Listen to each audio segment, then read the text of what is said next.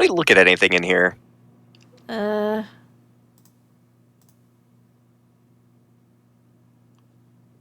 don't need another bottle. Okay. Yeah, just give him the card real quick and... Okay. I'd like to make a prayer, Father.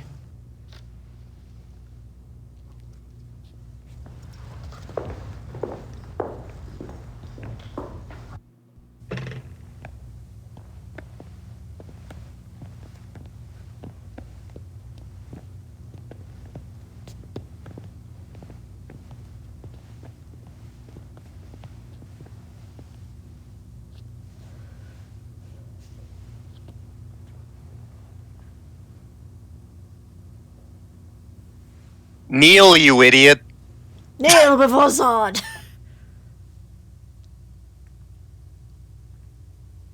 Which I just realized rhymes with God.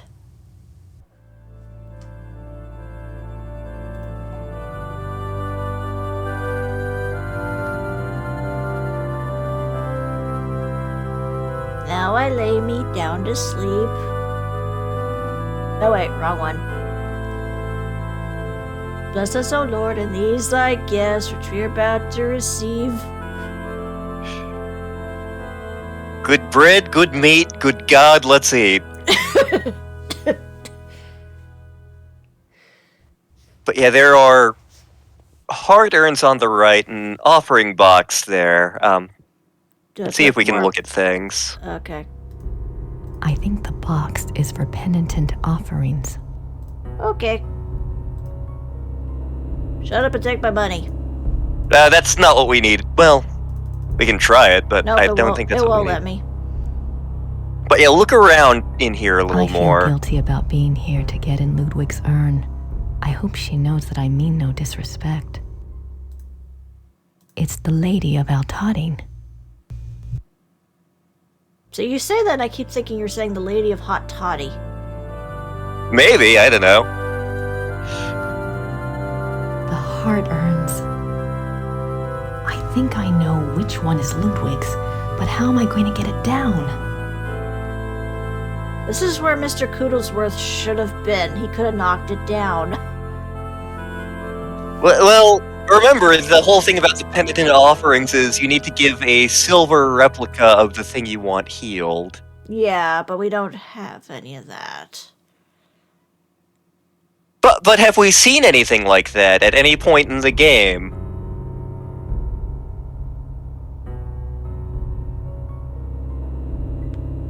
Have we? Yes, we have.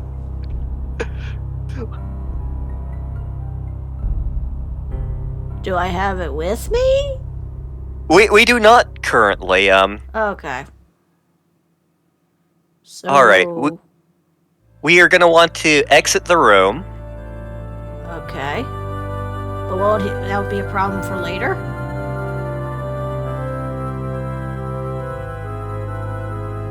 We definitely want to look at the silver crosses on the The wall. walls are covered with silver penitent offerings. The walls are... Okay. The walls...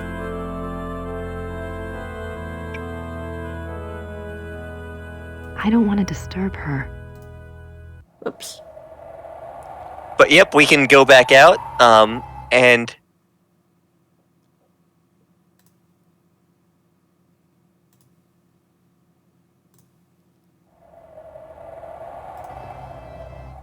you keep going back in. Oh. Okay. Yep. Alrighty. Well, let's go to Rittersburg. Okay. Do you remember anything in town, maybe, that would be helpful?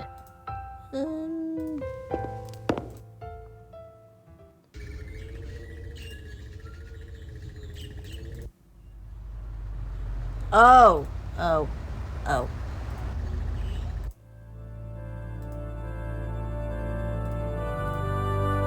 Hope Gerda doesn't mind. That silver heart reminds me of the silver penitent gifts at Altading. I wonder if... No, that wouldn't be right.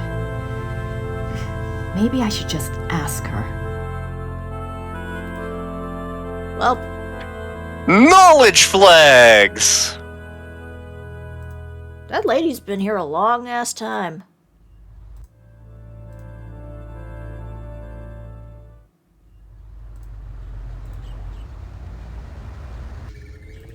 She must have some really dubious sins to be sitting there for 6 days. She released a pigeon in a major tourist attraction. Mr. Coodlesworth did nothing wrong.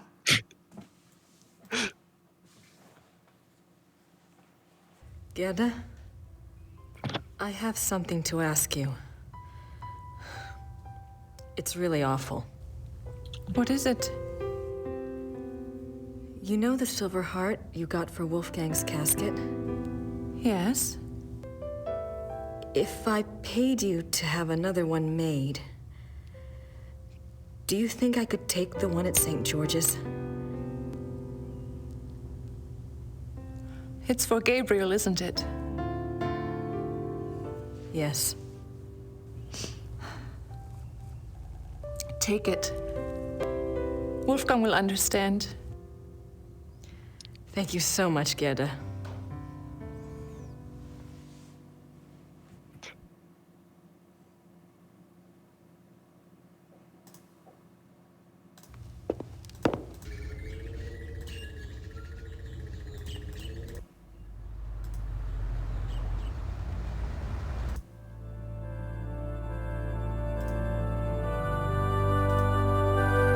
Finicky of where you stick your frickin' thing.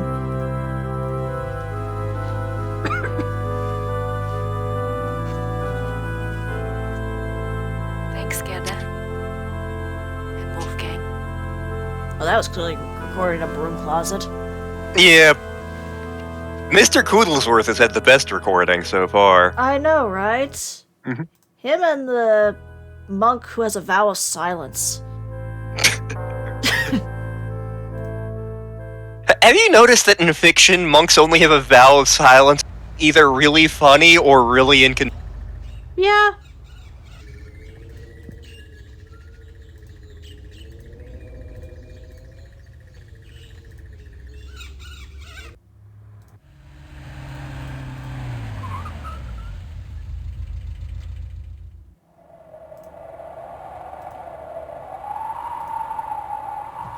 Hello. Oh, you're back. Jesus, lady, how much are you praying? What the hell is your sins? So, yep. Card. Pray.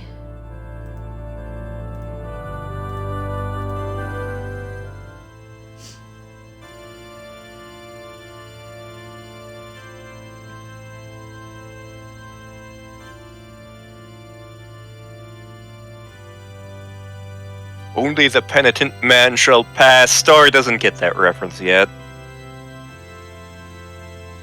You're cute. Hey, yo. You. Lady of Valtoting, take this gift. I think you know why I'm here. I apologize for even thinking of violating your shrine. But you know I need to get what's inside Ludwig's urn. I think you want me to help him, and Gabriel. Gabriel may be egotistical and selfish, but he's got a good heart, I think. Anyway, he doesn't deserve this curse. Help me help both of them. Please.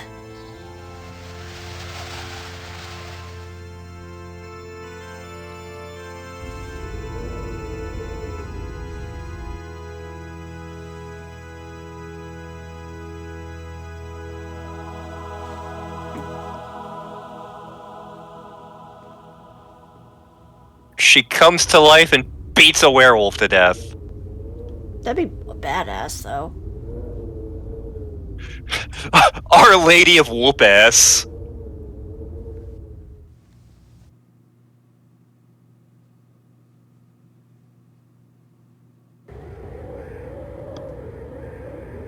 Okay. Now that we have done that, I think I know which one is Ludwig's, but how am I going to get it down? we need to...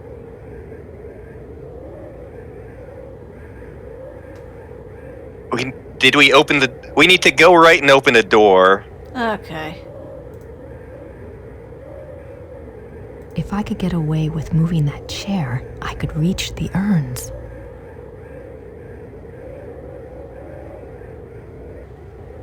Maybe it's go right. Let me double check to make sure I'm reading this correctly. Okie doke. Put heart in penitent basket. Go to the right, open door.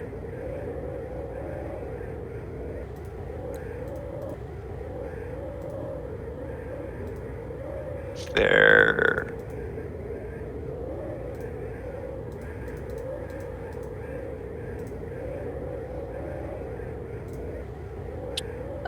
Okay, the screen scrolls. Of one time, the I screen hope scrolls. this works.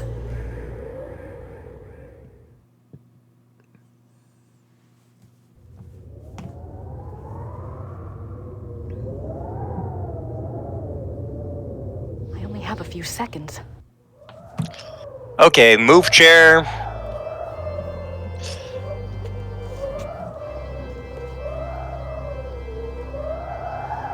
And...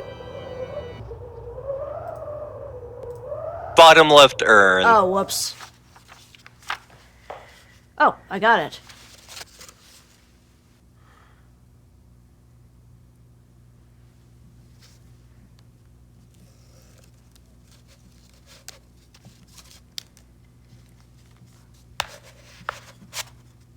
Again, that paper should not be as pristine as it is.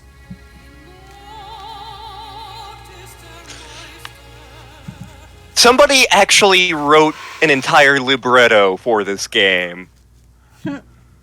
For this that's coming up. Uh-huh. Never let it be said that Sierra and Jane Jensen didn't put in the legwork. Also, they just waited 2 months for this when Gabriel's about to turn? It takes a long time to put together an opera, even when you have the music. I'm just saying.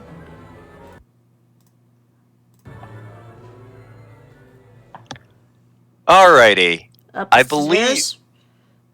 I believe there's something on that table we want.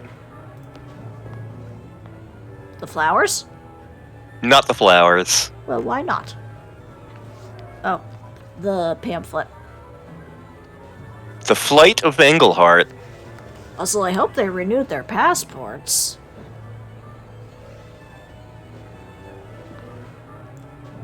Because imagine if they're doing this and then they just get the notice of, you gotta get deported now, you've been here too long.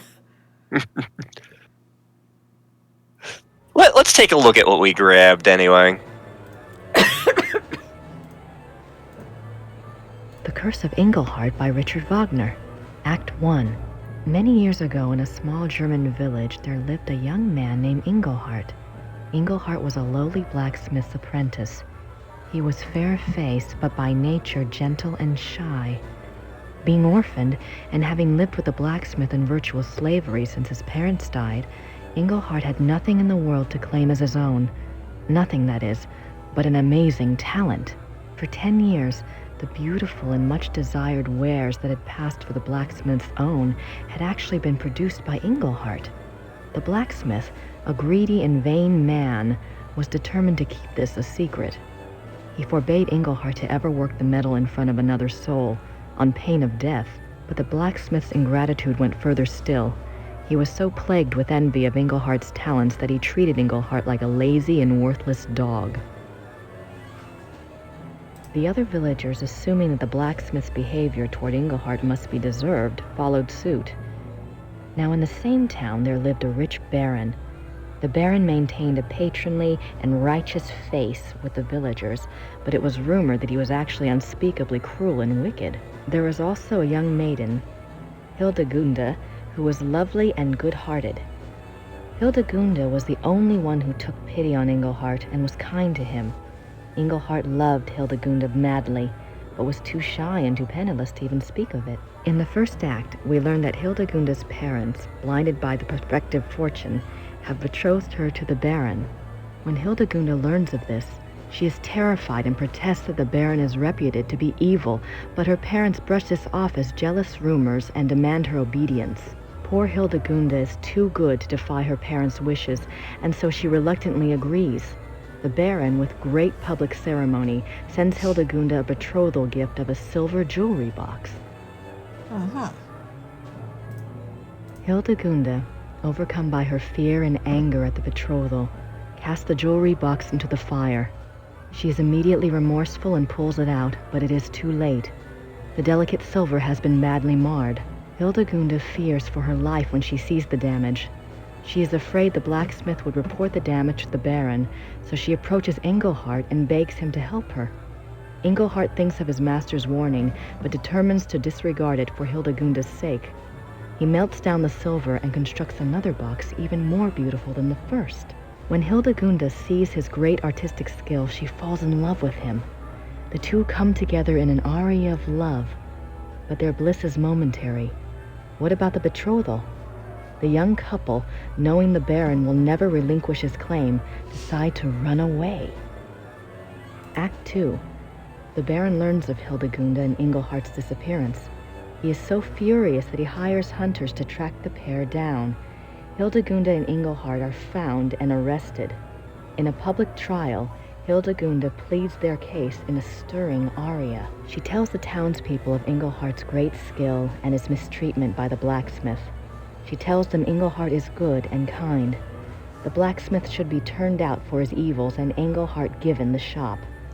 Then she and Engelhart could marry and live in peace with their neighbors. Her parents chose a groom for her, but she begs to be allowed her own choice. It is then the Baron's turn to speak. He declares that he has been terribly injured, a victim of a wayward girl. His marriage claim was first. There can be no other. He implies that if the villagers do not help him make it right, he will remove his aid from the village coffers. Then the Baron turns to Engelhart. By the rights of the injured, the Baron announces he is empowered to set a curse. The Baron curses Engelhart with a terrible and ancient malady, that whenever the moon shines in the night, Engelhart will become a marauding wolf. The village is terrified of wolves and has been plagued for many years by a local renegade wolf which has taken the lives of many children. The Baron further declares that because he is merciful, he will still marry Hildegunda, but not until she renounces Engelhart with her own words. Until she does, he will keep her safe from further shame by locking her up in a small room at the top of his house. The villagers naturally side with the Baron. Hildegunda goes to her prison, and Engelhart does indeed become a wolf at night. At first, Engelhart is hated and feared by the villagers. They make the sign of the evil eye at him and will not tolerate his presence in town. But soon, rumors start to circulate about Engelhart the wolf. It seems he is always careful not to harm any human being nor any domestic stock. In fact, he even does some good for the villagers. He scares away bandits and he keeps the renegade wolf at bay. No more children are lost to the fangs of the night. Engelhart's kindness shines through even the dire nature of his curse. Hildegunda, meanwhile, still loves Engelhart as much as ever, whatever curse he might be under, and whatever acts that curse might force him to commit. When she hears of Engelhart's successful mastery of the curse, she dedicates herself to him forever.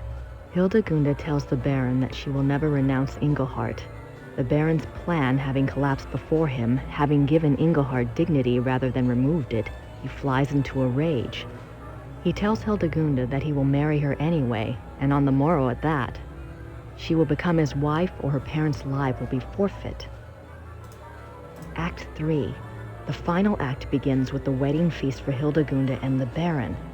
Hildegunda has cooperated due to her fear for her parents' lives, but now that the service is over, she is horrified to find herself that Baron's wife, and is mourning her final separation from Engelhart.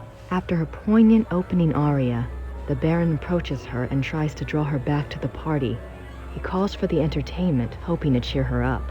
In strides a traveling show of minstrels. They wear comic costumes and full face paint and immediately proceed to play and juggle for the crowd. One of them, a mime with a tragic frown painted on his face, seems to want to hover near and amuse the bride. She keeps brushing him off, clearly depressed and tearful, and he does his best to make her laugh.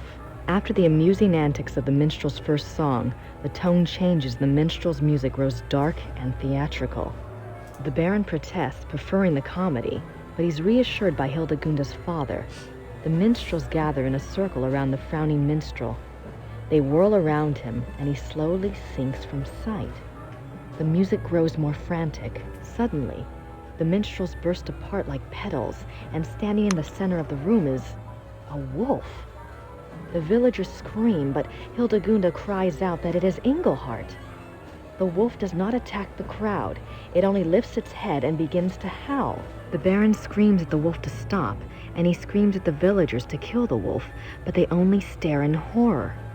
The Baron pulls his hair and gnashes his teeth. He rises and makes it to the center of the banquet hall, where he falls down in a heap of wedding silk. What emerges from the silk is another wolf. Engelhart has revealed the Baron's terrible secret for all to see. He was the renegade wolf that had terrorized the village. The Baron wolf escapes from the hall through the main archway.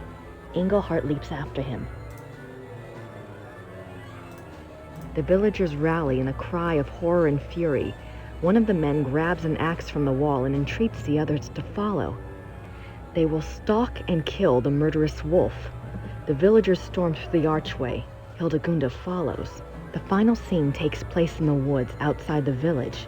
The villagers hunt the two wolves. They follow the wolf tracks, singing of the apparent ferocity of the battle between the two wolves. Hildegunda answers the men's excitement with her own fear for Engelhart's life. The crowd emerges into a clearing. There, the two wolves are engaged in a final deadly embrace. As they watch, Engelhart triumphs and the Baron wolf sinks to the ground and dies. Unfortunately, Engelhart is mortally wounded. His curse has been broken by the Baron's death, but it is too late. Hildegunda sings her love to him, while the villagers pronounce him a great hero. Engelhart dies, and all mourn in a sorrowful final aria. My knowledge of Wagner is not encyclopedic by any means, but from what I know of Wagner, that does sound like a Wagnerian plot. Carl, if you're watching this, care to weigh in?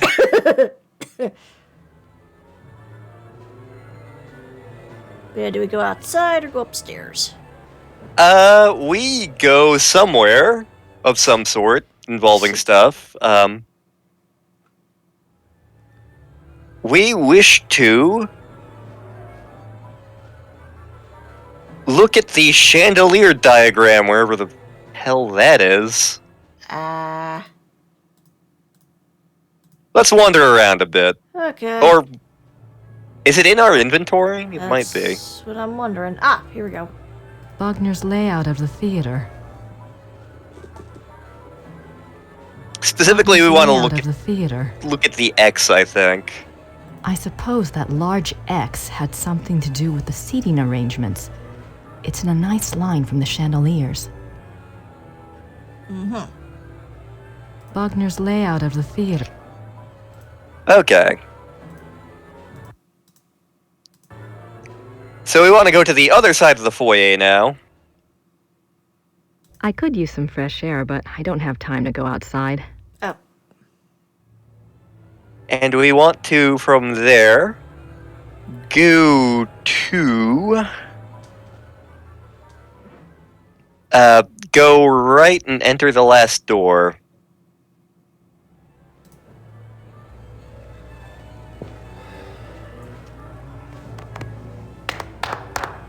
We have 1 hour, people.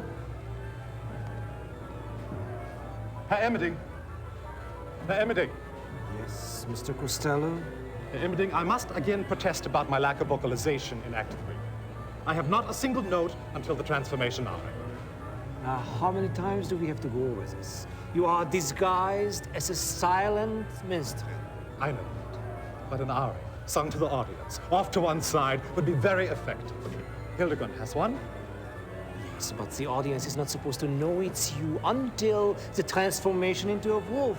It's a surprise. You know, surprise. I realize that's the way it's written. I simply disagree with its effectiveness. Your opinion is noted. There's always one. It's time to get ready, Georg. You go. I want to go over this one more time.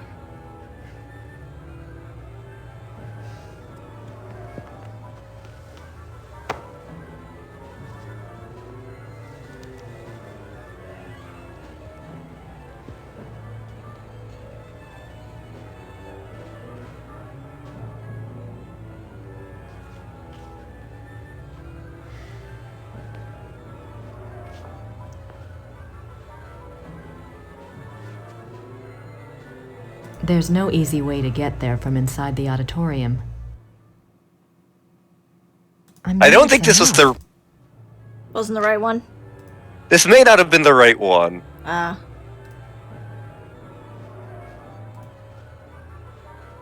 Oh, wait, I think I see where it is. Hop back out. Okay. So if you look in the back there... Alright, here's where we want to be. I'm not ready to get dressed yet.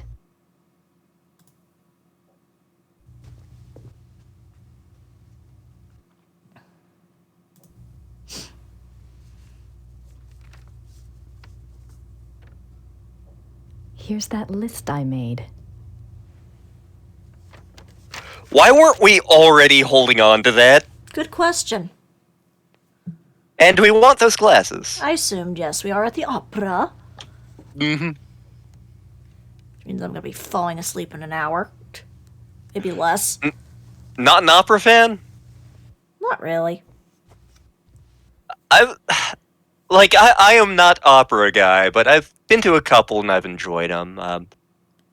Granted, I've never been to one, but considering how half the time they're going to be in completely different languages and singing at really high notes. Johnny Skeeky is the one we need to take you to.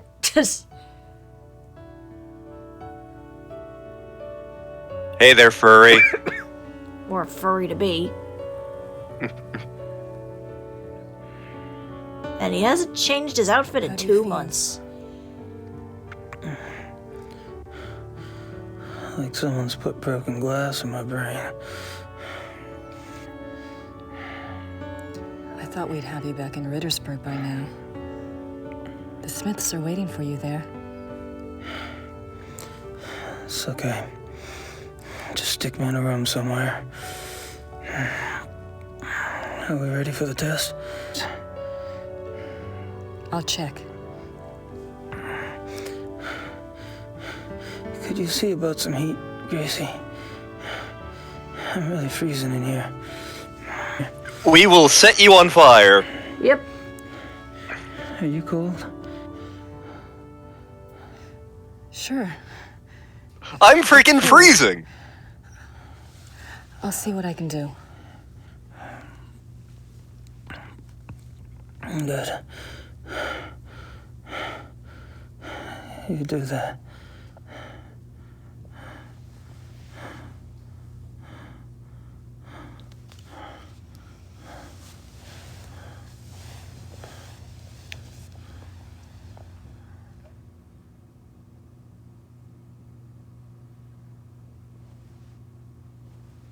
Alrighty. Is there a seating chart in here? I'm not ready to get dressed yet.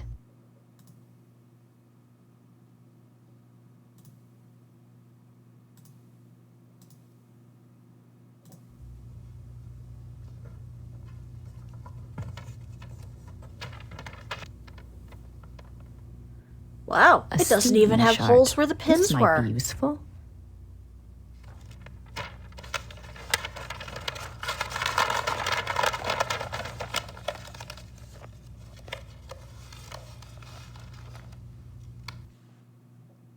Old playbills and schedules. There's something else we need to click on in here. but I have no idea what it is. It may be on that board. Old plate. Old. Old. Old. Old. Old. Nope, doesn't see I guess it isn't. Okay.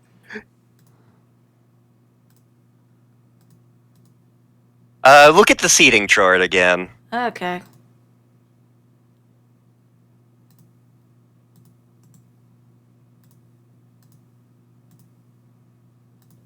It's a seating chart for the theater.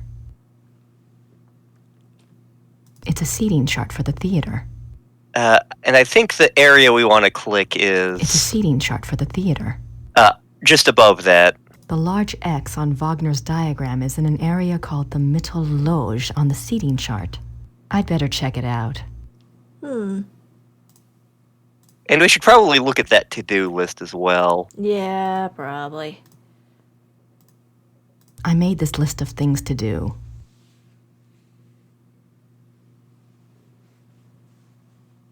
I made this list of things to do. I made this. Okay. Alrighty.